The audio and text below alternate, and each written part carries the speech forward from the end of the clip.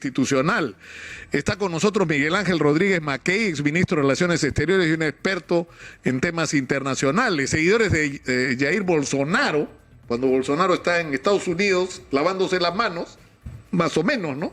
Miguel Ángel, ha ocurrido una cosa increíble, han asaltado el Congreso, el Palacio Gubernamental e incluso el Tribunal Electoral, ¿no? Sí, sí. Bienvenido. Gracias, Nicolás. Muy buenos días. Lizaño.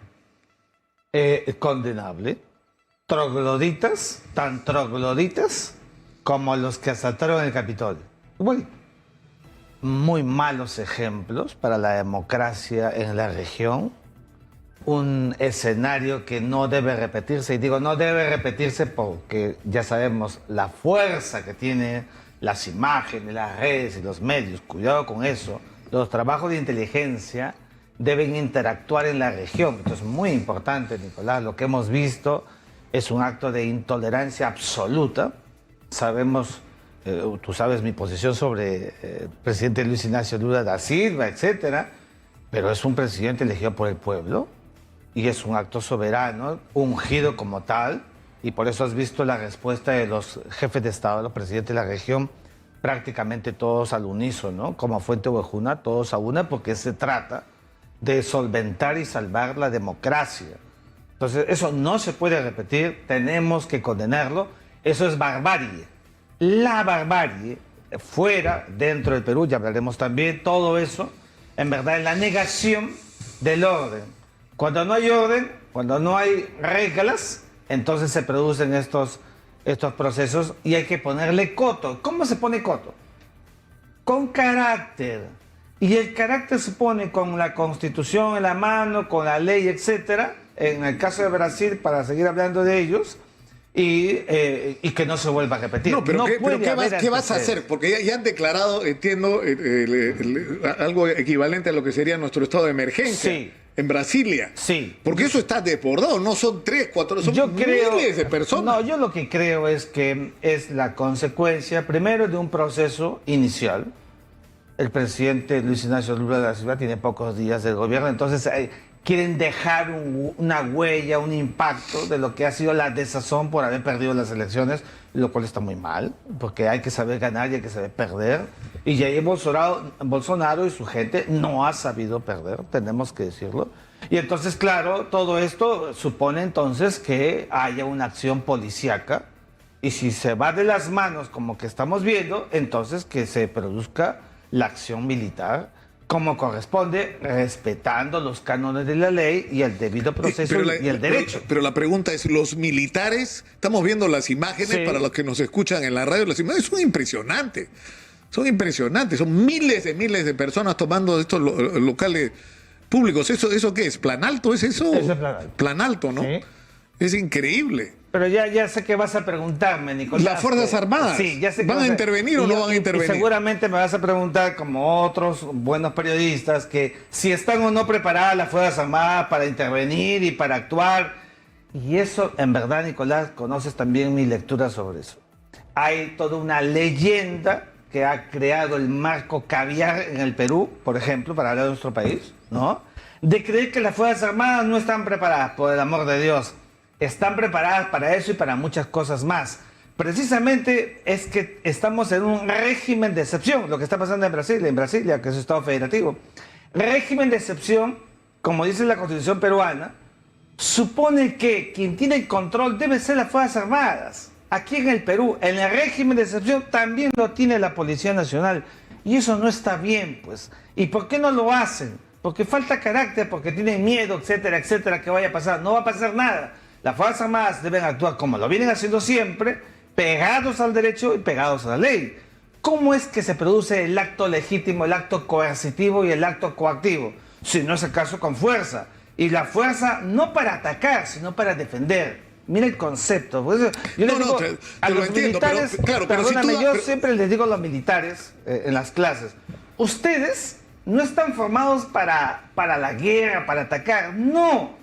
Están formados para la defensa de la ley, de la democracia, de la gente, de los niños, de la estabilidad, de todo lo que signifique un statu quo de tranquilidad nacional. para eso están las Fuerzas Armadas. Claro, pero y ese es el nivel pero operativo Miguel que Ángel, deben pero usar. el problema que ocurre es este: cuando se instala el gobierno de Dina Boluarte y se desata la crisis que se desata y llaman a los militares y les dicen vamos a decretar el estado de emergencia, vamos a sacar las Fuerzas Armadas a la calle, los militares piden una reunión. Sí, pero y los militares dicen ya. Pero, pero acá va a morir gente. Mira, ¿Y qué va a pasar? Se va a repetir la historia de toda la vida, que los políticos deciden que entren los militares, muere gente y los responsables de los muertos son los militares. No, eso está muy mal, porque qué bueno que lo digas, porque ahora esta imputación que le han hecho, esta denuncia por los 30 desaparecidos que lamentamos, hay que subrayar, se va a parecer a la del Frontón o la de Barrios Altos. O sea, van a tener, en otras palabras, proceso hasta el final de sus días, créeme, ¿eh?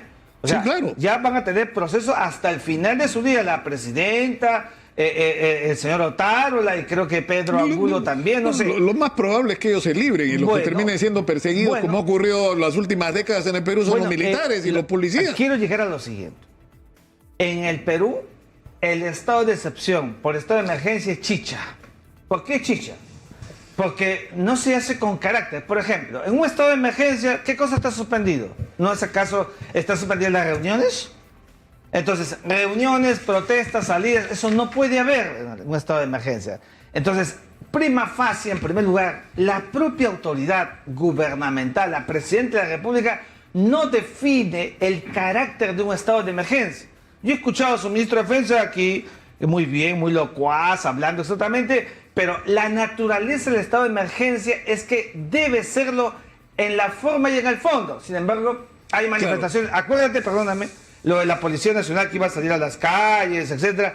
Dijimos que también estaba mal. ¿Por qué? Porque un estado de emergencia supone que, como están suspendidas las garantías de reunión, de libertad de trato, todo ello, entonces tenemos que someternos a una regla ad hoc especial. De acuerdo, pero eso debería suponer lo siguiente: que si yo estoy en el gobierno y decido el estado de emergencia y saco las Fuerzas Armadas a la calle y muere gente, yo digo, yo soy el responsable. Bueno, si quieren juzgar a alguien, júzguenme a mí. Porque yo decidí que salga. Bueno. Murió gente, sí señor, murió gente por mi decisión. Yo me hago responsable y eximo responsabilidad. Lo que tú estás diciendo, en verdad, eso sería un idealismo extraordinario y un gran estadista. Pero aquí en el Perú, hace mucho tiempo, no solamente este gobierno que acaba de comenzar, hace buen tiempo falta carácter, falta la mano con el derecho y con la fuerza que corresponda. Y siempre, respetando los derechos humanos. El puño para el que viola la ley y la mano extendida, ¿no es cierto? Por supuesto. Para que el que respeta la democracia. Tenemos que ir a la pausa, Miguel Ángel. Dale. Me gusta el rumbo que está tomando esta conversación, porque acá hay una discusión que no solamente tiene que ver con el futuro inmediato, sino con el pasado, que es la discusión sobre que necesitamos que en el Perú haya elecciones en las que nadie sea excluido, donde todos tengan derecho a participar, cuyos resultados sean aceptados por todos, ¿no? Sí. Y donde la mayoría pueda gobernar y la minoría sea respetada como tal. Eso es lo que deberíamos lograr al final de esta crisis, y eso debió ocurrir al comienzo del presidente Castillo y no ocurrió. De eso quisiera que hablemos, porque eso es la tragedia nacional. Sí. De eso es lo que tenemos que salir. Nos vamos a la pausa. Regresamos con Miguel Ángel Rodríguez Mackey. Estamos en Exitosa Perú, la voz de los que no tienen voz. Estamos con Miguel Ángel Rodríguez Mackey. Antes de continuar la entrevista, permíteme, por favor, Miguel Ángel, leer este comunicado del Ministerio del Interior. Lo que dice es lo siguiente: acaba de ser emitido el comunicado a las 10:20 de esta mañana. El Perú es un país soberano y democrático cuyo ordenamiento migratorio establece que todo ciudadano extranjero en el territorio nacional tiene el deber de conducirse cumpliendo el ordenamiento jurídico, en especial en lo referido a la seguridad nacional y el orden interno. 2. En los últimos meses se ha identificado a ciudadanos extranjeros de nacionalidad boliviana que ingresaron al país para efectuar actividades de índole política proselitista, lo que constituye una clara afectación a nuestra legislación migratoria, a la seguridad nacional y al orden interno del Perú. 3. En consecuencia, el 6 de enero del año en curso, la Superintendencia Nacional de Migraciones, en estricto cumplimiento de sus facultades y el artículo 48 de la Ley de Migraciones, Decreto Legislativo 1350, dispuso el registro del impedimento de ingreso del país a través de todos los puestos de control migratorio de 9 ciudadanos de nacionalidad boliviana, entre quienes se incluye el señor Juan Evo Morales Ayma. Repito, el 6 de enero la Superintendencia Nacional de Migraciones ha dispuesto el registro de impedimento de ingreso al país de 9 ciudadanos bolivianos, entre los que se incluye al expresidente de Bolivia, Evo Morales. Cuarto, el Perú reitera a sus ciudadanos y a la comunidad internacional su más profundo respeto a los derechos humanos, así como los lazos históricos que nos unen con los diversos países sudamericanos, con los que llevamos adelante importantes alianzas destinadas a lograr el desarrollo, la paz social, el bienestar y la seguridad de nuestra sociedad. Está clarito. Y te iba a plantear el tema, lo planteó el Ministerio del Interior, Miguel Ángel. Bueno, pero está muy bien el comunicado. Tenemos que ser claros, objetivos. ¿Por qué? Porque no se circunscribe este asunto, como hemos venido escuchando en los últimos días, asuntos internos, intromisión, que dice la Cancillería. No, este no es un asunto del Ministerio de Relaciones Exteriores. Este es un asunto de interior, migraciones, cerrar la puerta. Nadie ingresa que el Estado no quiera. Es un plan soberano. Se acabó. El señor Evo Morales, si ingresa al Perú legal o ilegalmente, no sé, debería ser detenido, porque ya hemos visto todo lo que está cometiendo con el UNASUR, una evidente fractura geopolítica del sur del Perú. Y eso tiene que ser castigado. Lo que sí tiene que hacer la Cancillería, Nicolás, es, a la luz de todo lo que estamos viendo, desde afuera, la impresión que tienen de lo que pasa dentro en el país es nombrar embajadores especiales para que vayan a diversos puntos estratégicos de la subregión, el hemisferio y hasta de Europa o otras partes del mundo, para explicar qué cosa está pasando en el Perú. Porque mira, lo que estamos viendo en el Cusco o en Juliaca, los cierres de hoteles, los turistas empiezan a ir. Todo eso es muy malo para la imagen del Perú, para las inversiones, para toda la confianza internacional. Tenemos que hacer el frente externo. ¿Dónde está ese frente externo de control de daños? Si esa es la palabra adecuada para todo lo que estamos viviendo en el frente interno. Tenemos que ir trabajando paralelamente. No se está haciendo. Así como se hizo en 1995 para el asunto de Ecuador, ¿te acuerdas? Cuando tuvimos el problema y se nombraron embajadores especiales, que tuvo gran eficacia. Tiene que hacerse ahora para que el mundo sepa que en el Perú hubo una ruptura de un régimen establecido la constitución política, hubo una sucesión constitucional, hay una presidenta que no es una usurpadora y tenemos hacia adelante un proceso. Claro, y buscar una comunicación incluso con aquellos mandatarios que, como Andrés Manuel López Obrador o el presidente Petro de Colombia, han tenido expresiones. Incluso con ellos, mira, si hay algo decirle, señor Andrés Manuel López Obrador, ¿usted quiere opinar sobre el Perú? Le pedimos, por favor, que escuche a este delegado que está enviando al gobierno de Perú para que usted se informe. En diplomacia, Nicolás, nosotros trabajamos una de las variables centrales. Siempre debe haber una ventana abierta, una posibilidad para poder crear un entendimiento. En estos momentos, mirando hacia afuera, las relaciones con Andrés Manuel López Obrador y con Gustavo Petro están, digamos, enfriadas. Pero la diplomacia por dentro debe ir haciendo su trabajo, eso que tú estás diciendo, para generar una consecuencia. Mira, tenemos la pro tempore de la Alianza del Pacífico. En estos momentos no puede haber nada. Yo escucho que algunos dicen, sí, vamos a ver la semana que viene, la próxima vez una fecha. ¿Cuál?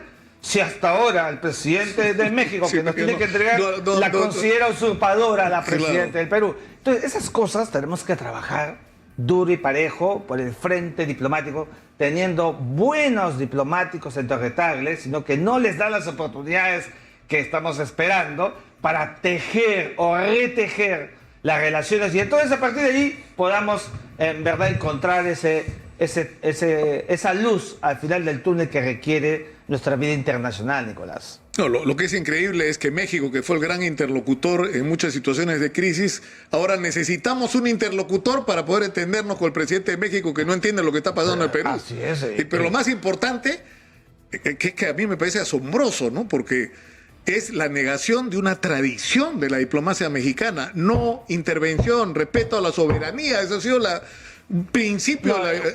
México vive, han sido los maestros México vive una de las etapas más luctuosas de su derecho internacional. Todo lo que fue la doctrina Estrada, brillante doctrina. ¿Qué profesor de Derecho Internacional no la dice en sus clases? Yo vivo extasiado de mis clases esperando ese capítulo para hacer todo un desarrollo completo, en 2 o 3 clases. Y eso es orgullo mexicano del siglo XX y del panamericanismo, Nicolás.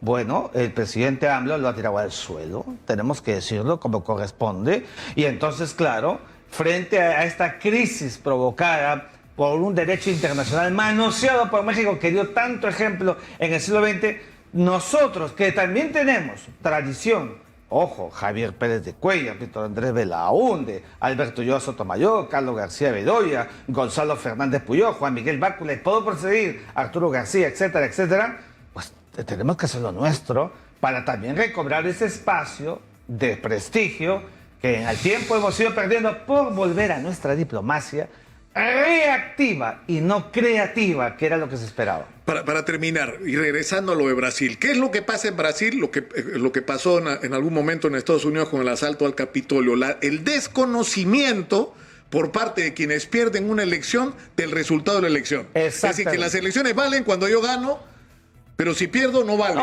Entonces, el problema es que eso nos ha marcado a nosotros y la pregunta es ¿cómo vamos a hacer para que en las elecciones que van a haber en el Perú y que van a ser adelantadas, ya está claro, estamos discutiendo la fecha, ¿no es cierto?, ese resultado sea aceptado como legítimo por todos y no volvamos a repetir la historia? Porque yo me hago una pregunta que te la traslado.